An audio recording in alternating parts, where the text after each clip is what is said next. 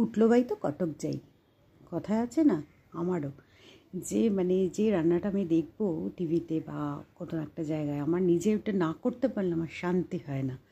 তাই একটা মহারাষ্ট্রিয়ান একটা খাবার, যেটা আর কি থেচা বলে, সেই রান্নাটা নিয়ে চলে এসেছি। এটা খুব স্পাইসি হয়, আপনারা অনেক রকমভাবে করতে পারেন, চিকেন দিয়ে, মাটন দিয়ে, প্রন দিয়ে, অনেক কিছু দিয়ে করতে পারেন। আমি আলু দিয়ে করেছি, একবারেই নিরামিষ। প্রথমে বাদামটাকে ভালো করে ভেজে নিয়েছিলাম, তার মধ্যে ধনেপাতা, বেশি করে কাঁচা লঙ্কা, আর তার মধ্যে একটু আদা কুচি, আপনারা রসুনও দিতে পারেন, আমি দিইনি নিরামিষ করছি বলে।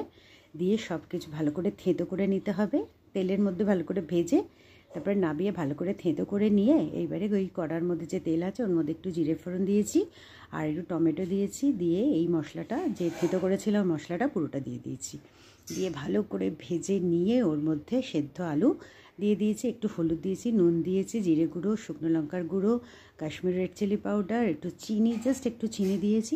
দিয়ে এবার আলুগুলোকে দিয়ে ভালো করে নাড়াচাড়া করে বেশ গায়ে মাখা মাখা যখন হয়ে গেছিলো, তারপরে আমি একটুখানি লেবুর রস দিয়েছি, একটু ধনেপাতা দিয়েছি, ব্যাস নাবিয়ে এবার পরোটার সাথে আমি পরিবেশন করে দিয়েছি।